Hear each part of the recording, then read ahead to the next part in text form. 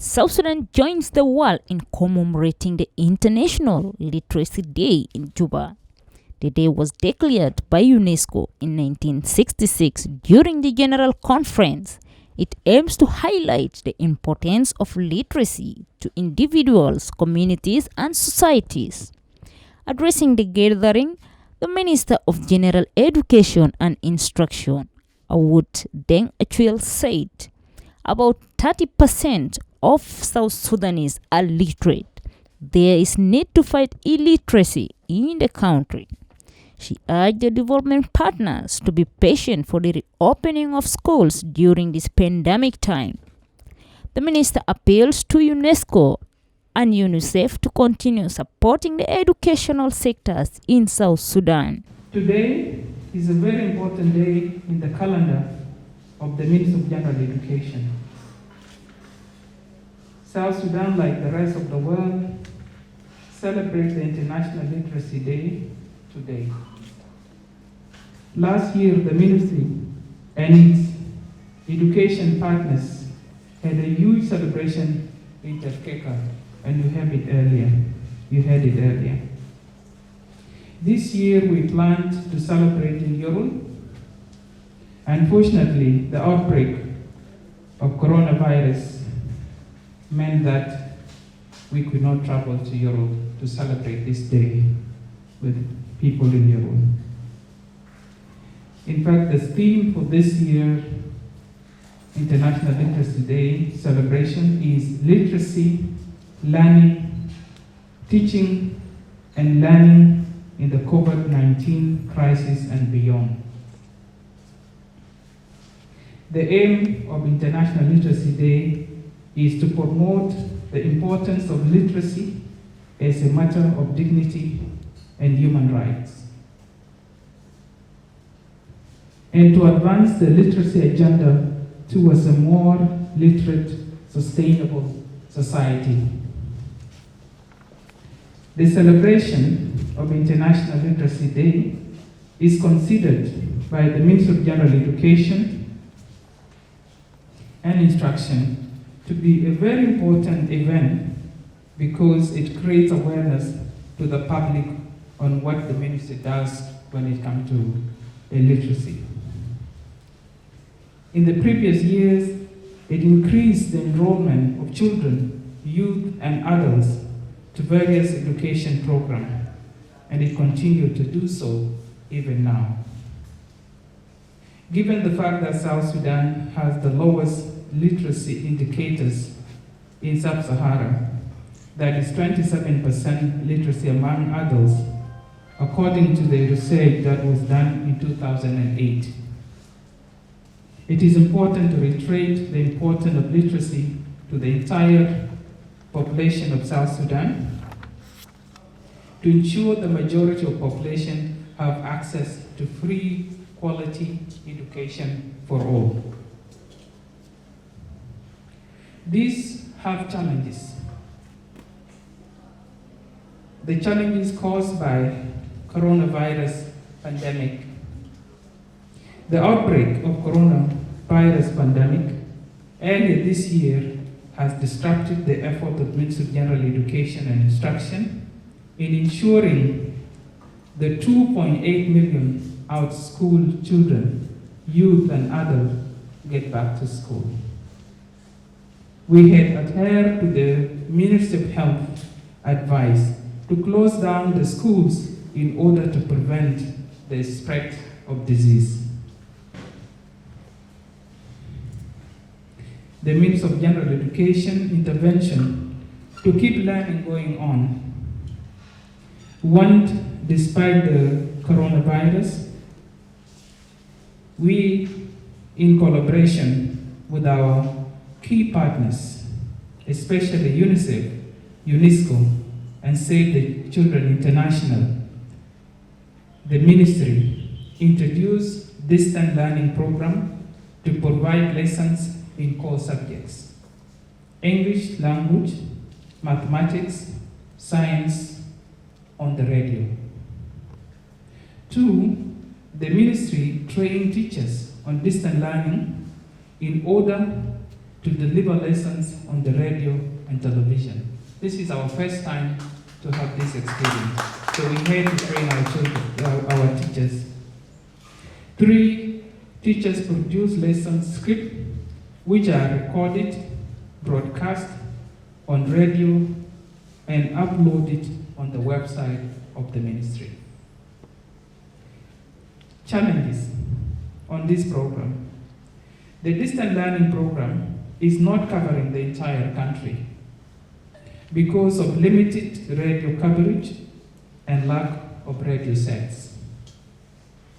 We are working with partners to procure radio sets for children in remote places in the entire country. I take this opportunity to urge our partners to expedite the process. More importantly, the ministry is working on preparation to reopen the schools.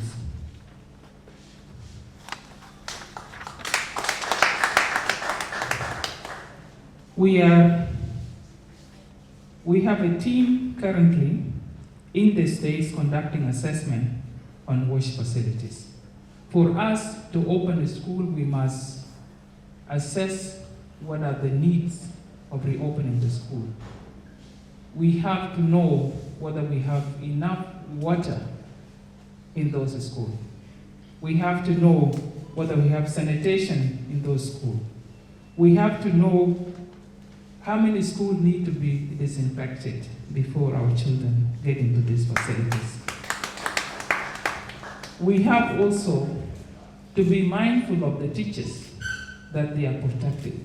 So the protocol from the Ministry of Health has to be followed step by step so that our children and our teachers and our family where these children come from are safe. We cannot take anything for granted. It is something that is affecting the whole world, and we have to be very careful for the safety of our children, because these children are the generation who will take South Sudan also forward. So WASH facilities in schools in preparation for reopening of our schools. The ministry appealed to all its development partners to support its effort for safe reopening of the school once the COVID-19, again, once the COVID-19 cases drop to minimal and manageable at that level by the ministry concerned and the organization which is supporting the ministry. I hope we will be able to celebrate the International Literacy Day in Yorul next year.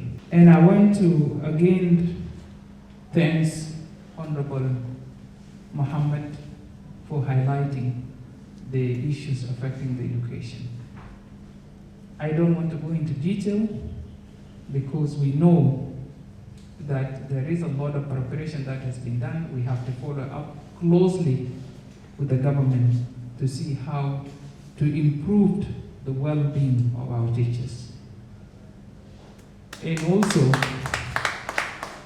to ensure that it is not just about a child going to school, but a child having actually access to education. And there are requirements for you to have access to education. We want to make sure that we are able to provide as a government those facilities for our children, for our teachers, to be able to go to learning in the institution concerned. And I also want to congratulate all the staff in the Ministry of Education for being committed, consistent in looking on the issues of this particular day. And you have heard testimonies of people who have gone through this, who were committed, and they have achieved what they want to achieve, and they are now in this country contributing to the development of South Sudan. So I once again say, education is not for a government alone. I think as people of South Sudan, we have a responsibility to help in promoting education in this country. If we talk about the constitutional rights in this country, it says all the children. It didn't say one child has a right. It said all the children have rights to free education, and it is compulsory. So keeping a girl in the house and sending a boy to school is a violation of your own constitution. And all of us who are sitting here, we are fathers and mothers. And we want to see a South Sudan that fly with 2 wings, not 1 wing. When you educate one section of your community or group and leave the other, the plane will be heavy on one side. The other wings will not be able to help in getting to the air. So it is important that all of us become advocates for our sisters, for our daughters, that they all go to school. And media had a role to play. I want to see media here that they are brothers and sisters, they are my sons and daughters, equally contributing to the development of their nation. So again, I want to say, let us change the attitude towards our children. The God-given blessing to you, a boy and a girl, equally they are important as God has said they are important. So educate them all. Let them go to school. And tomorrow, when they graduate, you will feel the fruits of their labor. It will contribute to the changing environment in that particular family, in that particular community. And I want to give you one example. One young man who graduated in Geo community, the only graduate, has gone back with that education and mobilized 6,000 students and institutions. If there are 2, the number will double. These are the people we want to see in this country, changing attitude towards education. Education takes away nothing. It adds value to us. And that is why it is important for all of us to join hands as citizens of this country to educate our children. God bless you. God bless South Sudan. Meanwhile, the representatives of UNICEF, Dr. Pawan Kochita, said reopening of schools help in combating illiteracy. Government should reopen schools for people to continue with their learning system. There are so many things that I want to say, but I think for this occasion, it is very critical that we celebrate. I think we celebrate the good work that the education ministry has tried to educate all boys and girls and adult people in the country over the year, in the last so many years. And that is why the literacy rate is increasing. Although we have a lot of difficulty, and last year in particular, if you remember, I was just arrived about 1 week in this country, and I was invited to join the celebration of the Literacy Day in Terekeka. That was the first time ever that I was out from the capital of Juba, about 80 kilometers away from here to Terekeka, to join the International Literacy Day with all our senior officials under the leadership of Under-Secretary Kuyok on that day. From a very that day, I have seen a first eyes in this country that our people in that region, along the road, I shouldn't say, but I have seen some of them are not even put their clothes to cover. Maybe the lifestyle is like that, but I'm sure they know how to protect themselves. And that's because of learning that they have learned through whatever mechanism that they have learned. But at the same time, on that day, I have learned so much from the celebration, from the discussion, from the dialogue that we are dialoguing with the children from primary, secondary, and also adult people in that locality. We have learned so much that our country, we have so many challenges. And that in particular, in that Terekeka, in the past, they have to import the teachers from neighboring states to come and help educating the people in that area. And this is a very good example, just 100 kilometers away from Juba. Don't even talking about Capoeira that we are talking about. So therefore, our role here is to do every way we can to support these types of education, to advocate our children to learn at the best that they can. And that is the way to help them, to empower them to live their life in a safe and dignity way for the country like South Sudan. We are here to support in whatever we can. As the UNICEF, we are working with the development partner here, jointly with UNESCO and also bilateral agency here, the Global Partnership for Education, the Education Cannot Wait, all of these facilities and institutions that are very much willing and able to support the government of South Sudan under the leadership of Secretary and also Minister and also Deputy Minister to lead in these types of education development in the country. And as we all know, education is the tool of life, is the key for quality of life. Without the education, even the situation that we are facing now with the COVID situation,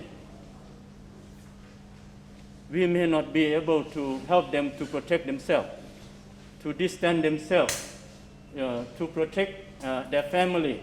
And with these kinds of education, it is very critical that we are working hand in hand together with all development partner, NGO partner, or education ministry, community. And I saw some of this advocacy from agencies like BRAC Canada.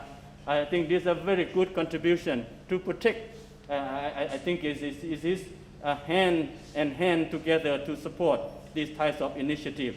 Of course, we have a long way to go. I think that we have to continue to improve for these types of education, particularly in a very remote and isolated area, not even counting about the natural disaster that we are facing in Pibor area, where the people also struggling their difficult life there, beyond education. But more importantly, the key messages that I want to appeal to all of the sector and also the ministry here to try our best to reopen school as soon as possible. We have seen so many difficulty for the children.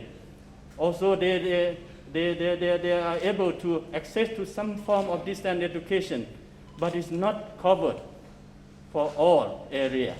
It's not something that we can use it to replace the face-to-face dialogue with the teachers. That is why the best quality that we can do is to help our teacher, help our school to go back to the schooling as soon as possible. I think that's what the way that all agencies here are here to support the minister and also the ministry and also state ministry to reopen school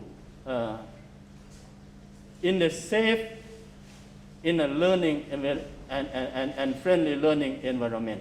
I think that's what the condition that we are we are advocating right now. I'm sure all of the development partners here are sitting with the ministry to plan whatever we can do to support, even on a phase-wise basis or a staggering basis. I think that is something that we need to continue to advocate for that and try to find the way that we can help. In some area, if we can do first, we do first. I think that's what the way that we can do in order to improve the education, and not only literacy, but education as a whole. The quality of life will be improved. And a lot of children are facing a difficulty. And I have heard so many news in the daily news today that so many early pregnancy, early marriage, or whatever difficulty in the family, in the society, and that is something that beyond education. Education can help to protect them. I trust that our schools are safe if they are with teachers, with the school, and that is the way to help the children to grow and live in a good life. However, UNESCO head of education, Dr. Tapraj Pan, said South Sudan should focus on education system for better development of the country. As we all know, since 1967, this day is being celebrated annually around the world. This is basically to remind the public of the importance of literacy as a matter of dignity and human rights, and to advance the literacy agenda towards a more literate and sustainable society. Despite the progress made so far, literacy challenges still persist, with at least 773 million adults worldwide are still lacking basic literacy today. Coming to South Sudan, as you all know, so literacy is one of the main priority for government of South Sudan, and also need to be really, endeavors from the government, as in South Sudan, more than 65% of the population of age 15 years and above are still illiterate, and around 2 million, school-age population are still out of school, despite the very significant progress made by the MOGAI together with the different partners in South Sudan. This ILD, International Literacy Day 2020, basically focuses on literacy, teaching and learning in the COVID-19 crisis and beyond, with further emphasis on role of educators and changing pedagogies.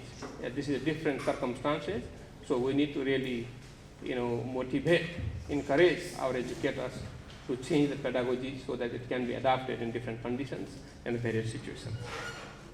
The theme highlights literacy learning in a lifelong learning perspective, and therefore mainly focuses on youth and adults. The recent COVID-19 crisis has been a stark reminder of the existing gap between policy discourse and a reality. A gap already exists in pre-COVID-19 era, and it is negatively affecting the learning of youth and adults who have no or low literacy skills and therefore tend to face multiple disadvantages. Imagine, colleagues, imagine not being able to read during this pandemic situation and missed out the life-saving information. So as I already said, today around 773 million people across the world are having the same situation. Globally, COVID-19 pandemic has disrupted education, affecting around 91% of students and 63 million teachers. While efforts have been made to continue education through distance learning, youth and adult learning programs mostly have been suspended. This is a stark reminder of the fragile state of literacy learning. This needs to be changed. To leverage the transformative power of literacy, we need to prioritize quality teaching and learning. We need to invest in educators so that they can adapt teaching to various conditions. We need to build the robust learning system so that the literacy programs throughout life are resilient. Together, we can use the time of crisis to reimagine literacy, teaching, and learning with different modalities, different approaches by adopting various pedagogies that are needed according to context. Now, how we do it, questions arises. What is the impact of COVID-19 crisis on youth and adult literacy educators and teaching and learning? What are the lessons learned? How can we effectively, what are the lessons learned, and how can we effectively position youth and adult literacy learning in global and the national responses and in strategies for the recovery of resilient building stage? This is the questions for all of us. We all need to put our efforts in that direction. So gladly, I would like to share the Ministry of General Education and Instruction in South Sudan have already prepared the COVID-19 response plan, and the plan has actually duly, accepted those issues and already included there. So this is one of the priority, and having a very strong, alternative education system within the Ministry of General Education is also another indicator at the policy level that it shows the seriousness of the government of South Sudan towards making it all people literate. By exploring these questions, International Literacy Day 2020 provides an opportunity to reflect on and discuss how innovative and effective pedagogies and teaching methodologies can be used in youth and adult literacy programs to face the pandemic and beyond. This is something we need to really focus. So this is not only the difficult situation for us. This is also giving us an opportunity for all of us who have been actually endeavoring, who have been putting our effort towards the development of education in the country at the global level, national level. Okay, what could be the alternative ways to reach to the unreached population? As education cannot be stopped. That's what we all are putting our effort under the leadership of the government of South Sudan. UNESCO at a global level and the regional level celebrating the day with various programs aiming to promote youth and adult literacy through generating and sharing knowledge about effective teaching methodologies during COVID-19 and beyond. I'm really glad and allow me to congratulate Mogei that we have actually heard just before one of the graduates of the alternative education program who is now living a good dignified life, which is a big example of investing on the literacy. How can we empower people? Not only one people we can empower, but putting effort on the literacy so we can empower many people at a time.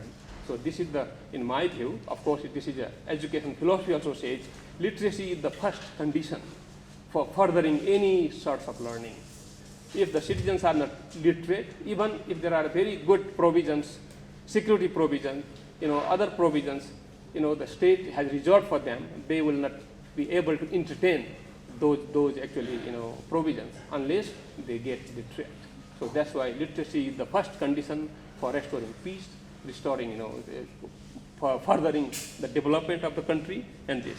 Finally, at this stage, on the Literacy Day, let us step up the collective effort and commit to making literacy, teaching, and learning as a priority. In the south of South Sudan, literacy linking to income generation will work, considering the people's socio-economic level of the peoples in the South Sudan, so that no one will leave behind.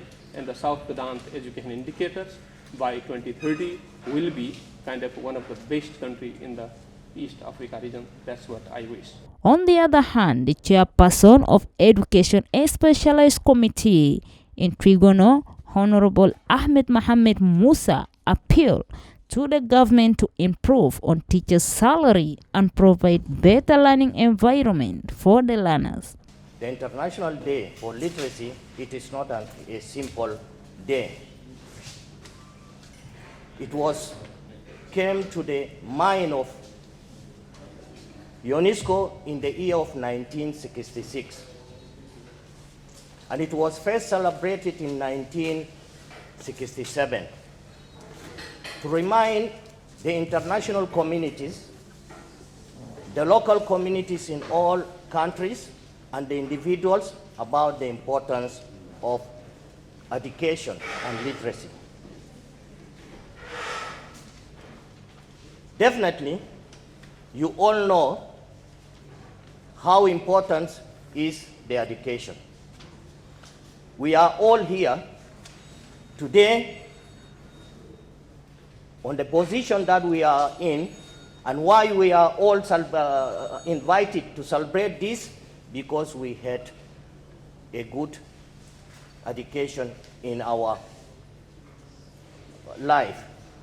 That's why now today, we are all today became one of the guests to this important occasion.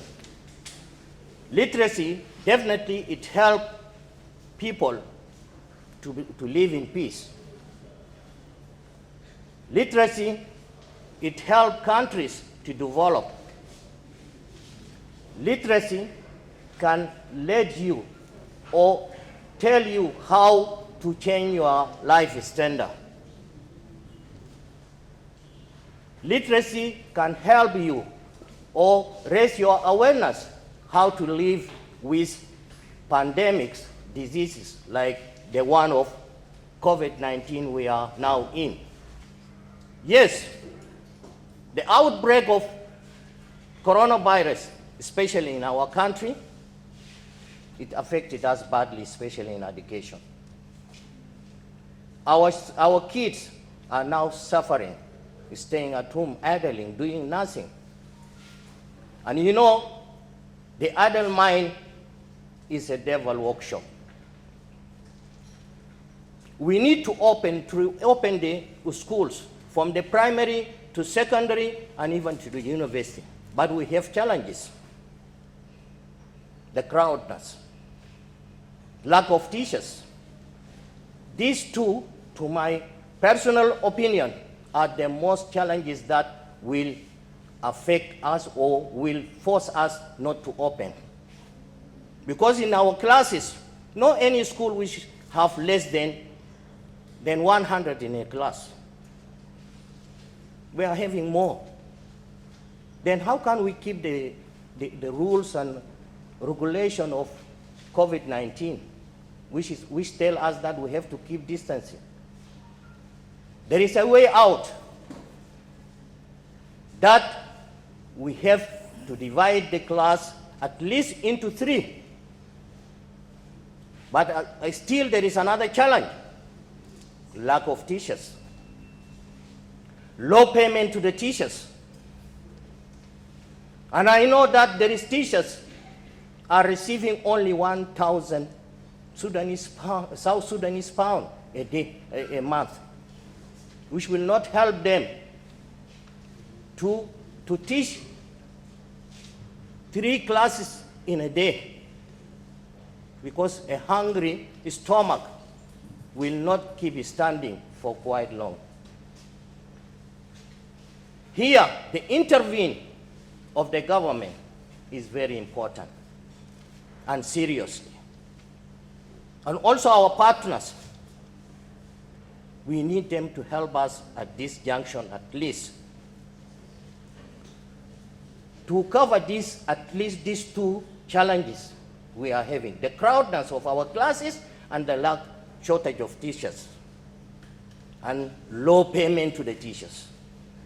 The government should urgently look into the way out of increasing the salaries of our teachers from primary to secondary to the university level, because the crowdness even in the university level is there. One lecture hall can accommodate more than 500 students. How come they avoid coronavirus in such situation? Only that government should release money as quickly as possible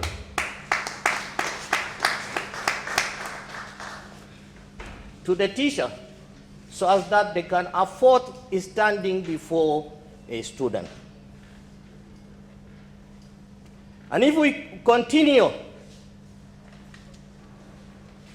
not to open our schools, universities, that will be a big harm to the development of the country. And even you will see more young people going to do wrong things. They might be thief. They might go doing other business what might end by killing others. They can involve themselves in what now we are seeing, cattle wrestling. All this can be done with one just an approve from the executive to release money to the education agencies, being general education or higher education. To illustrate the problem of literacy in our country, we need all of us, all the South Sudanese people, to help in raising the literacy rate in our country. Education is not only in a class where there is a teacher, blackboard, a student, and a shop. Education can be far from that. Raising awareness of your people, that is an education, even if they don't know how to write and read. By coming and tell them that that is the way you do this thing, you tell him the right thing, that definitely will help him to change his way of thinking. So all of us are responsible to raise the literacy rate of our country. The literacy rate in our country is very low. That's why you are seeing that our people killing themselves in hundreds. But if they were educated, never at all that we will kill ourselves. We will live in peace together. Togetherness will be our rule. Togetherness will be our way of life. That's why we are saying that education is really important. South Sudan has the lowest literacy rate in the world, which is 27% of the population. To combat the problem, authorities have launched thousands of adult education classes across the country. The commemoration was under the theme Literacy Teaching and Learning in COVID-19 Crisis and Beyond. Reporting for Dolco Media, I am Jennifer James in Juba.